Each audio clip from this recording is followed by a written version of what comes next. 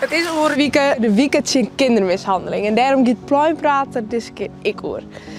Wel heftig en ik ga zelfs praten met iemand die er slachtoffer van is.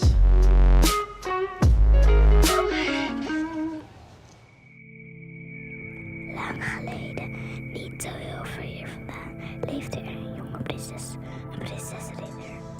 De koning had zijn rijk verlaten, dus moest de prinsessenridder het kasteel bewaken tot de koning terugkwam. Stel je voor, er krijgt nog te maken met kindermishandeling. Krijgt Belly mooi de kindertelefoon of iets als veilig thuis en dan krijgt iemand zoals Simone onder de telefoon. Veilig thuis Friesland met Simone.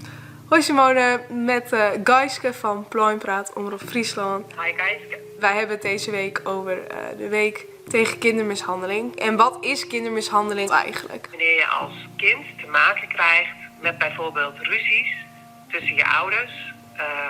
Als je ouders steeds ruzie maken, altijd naar elkaar schreeuwen. Wanneer je als kind wordt geslagen of geschopt in je gezin. Wanneer je ouders veel naar je schreeuwen, je uitschelden. Seks met kinderen in het gezin is ook een vorm van kindermishandeling. Dat mag niet.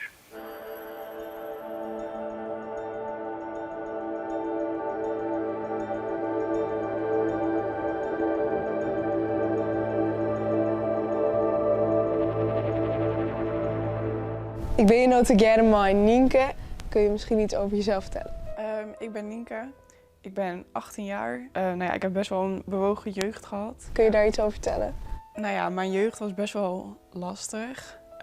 Eigenlijk van jonge leeftijd al best wel veel meegemaakt wat een kind niet mee hoort te maken. En ook veel geweld thuis. Daar ook best wel heel erg veel last van, ook op school.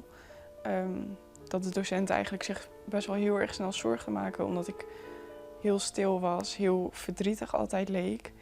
We gingen daar ook wel het gesprek over aan en ik durfde dat nooit echt te zeggen, want ik was altijd heel erg bang voor de reactie van mensen of wat er kon gebeuren of dat ik niet geloofd werd.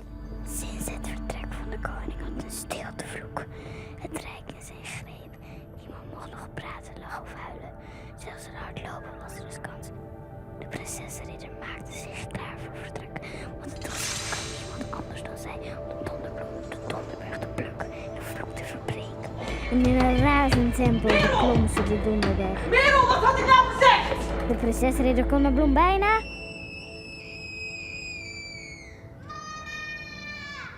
De band uit Makken hier een zieke P-vragen opgestuurd. Wij zitten op basisschool De Ark en we hebben een vragen. Komt het ook om een bepaalde leeftijd veel voor en waarom schamen kinderen zich ervoor en durven dus niets te zeggen? Kinderen willen eigenlijk gewoon dat het normaal is bij hun thuis. Zoals ze misschien ook zien bij andere vriendjes of vriendinnetjes. Dat het er gewoon leuk en gezellig is. En als dat niet zo is, dan schamen kinderen zich er vaak voor. Om over te praten over de problemen. Maar kinderen hoeven zich daar niet voor te schamen. Want het is nooit jouw schuld. Als het thuis niet goed gaat of als er grote problemen zijn. Jij kan er als kind niks aan doen. Dat was voor mij echt heel erg lastig. Ja, je bent een soort van loyaal naar je ouders en je wilt hun ook geen pijn doen.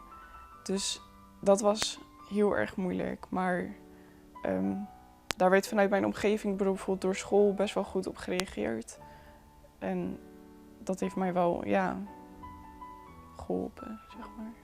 En op welke manier denk je dat die drempel nog lager kan worden voor kinderen? Ik denk door het onderwerp bespreekbaar te maken. Als je het in de klas meer over hebt, dan gaan kinderen denk ik het sneller het gesprek aan. En vooral dat ze weten dat ze daar niet alleen in zijn. Komt kindermishandeling overal evenveel voor? Of vooral in de grote steden waar veel mensen wonen, zoals in Rotterdam? Kindermishandeling komt eigenlijk wel overal voor. In grote steden, in dorpen. Wat binnen de oorzaken van kindermishandeling en speelt armoede een rol in? Wat we weten is dat wanneer ouders heel veel stress hebben, bijvoorbeeld door financiële schulden of problemen, dat het risico op kindermishandeling en huiselijk geweld vergroot.